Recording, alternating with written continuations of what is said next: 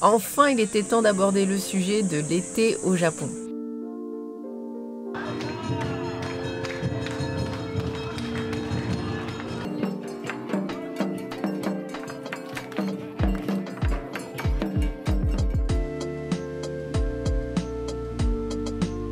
Je sais que mon avis n'est pas très populaire auprès de mes camarades francophones, mais pour moi, l'été au Japon reste ma période préférée de loin. Attention, je ne vous recommande pas de venir l'été exactement pour les mêmes raisons que les autres vous diront, c'est-à-dire la chaleur, l'humidité, les énormes cafards et autres bêtes en tout genre, mais pour moi, l'âme du Japon est réellement révélée l'été.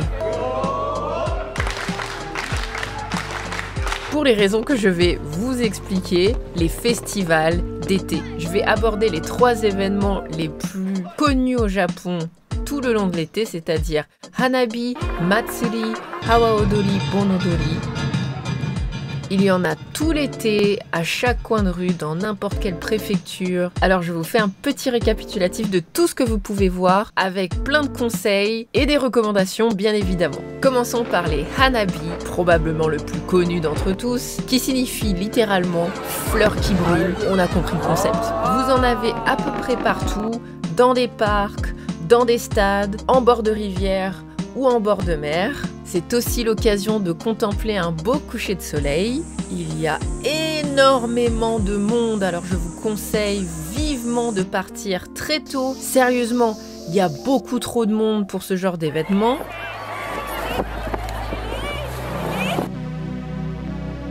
Donc vraiment partez très tôt. Préparez-vous. Vous n'aurez peut-être pas l'occasion d'aller chercher à manger ni à boire. Je reviendrai sur ce point plus tard dans la vidéo. Les toilettes sont souvent blindées bien évidemment et souvent des toilettes de chantier. Alors je vous recommande de partir à l'avance, de réserver vos places et surtout de ne pas arriver très tard. Comme vous pouvez le voir,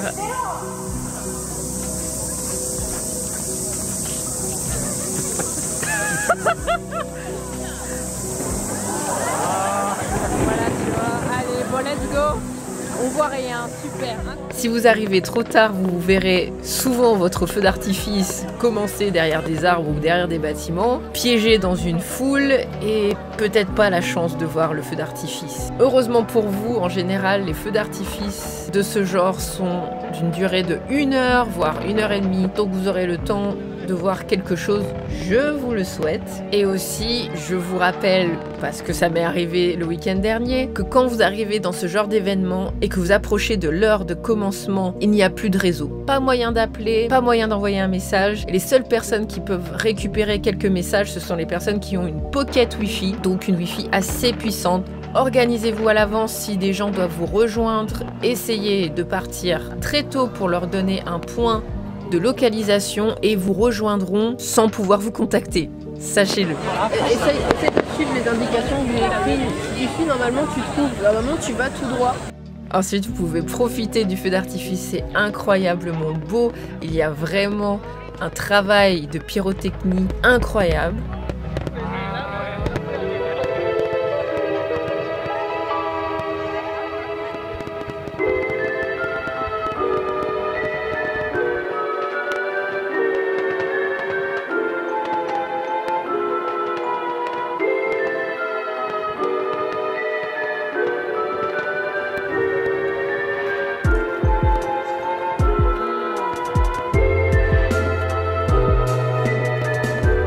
Et c'est là où vraiment l'ambiance est particulière.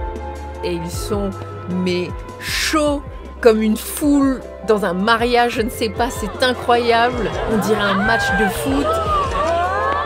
Mais c'est fou, les gens acclament les feux d'artifice, ils hurlent. Ils exultent, c'est incroyable, c'est drôle.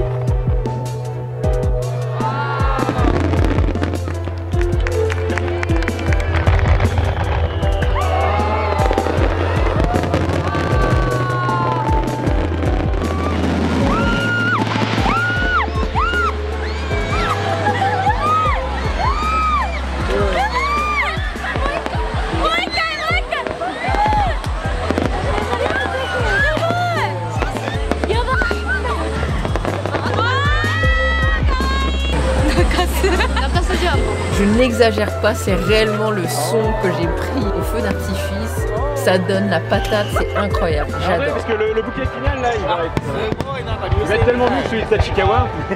Évidemment, il y a beaucoup d'exigences. Donc il y a de vrais concours de feux d'artifice entre les préfectures du Japon, entre les compagnies. Je sais pas c'est quelle entreprise, mais petit budget quand même. Hein. Qui a payé le meilleur feu d'artifice? C'est assez drôle à regarder et c'est drôle aussi de critiquer. Aïe aïe aïe. Le gagnant pour moi. Yes. Yamauchi, ne nous déçois pas s'il te plaît. Oh, ça monte haut. Ça va très haut là.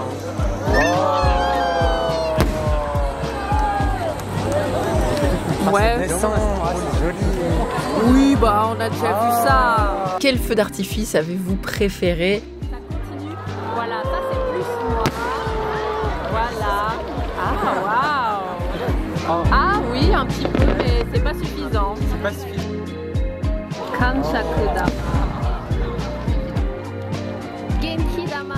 Comme je vous l'ai dit, partez bien préparés parce que, comme à l'aller, le retour va être très compliqué, la foule est compacte, il est souvent mieux de rester le plus longtemps possible, si vos trains vous le permettent, pour éviter la grosse foule. Et c'est plutôt cool parce que vous pouvez passer un moment avec vos amis, à boire, à parler, puisque pendant le feu d'artifice, il est très difficile de discuter. Je vous assure, Summer Vibe garantie.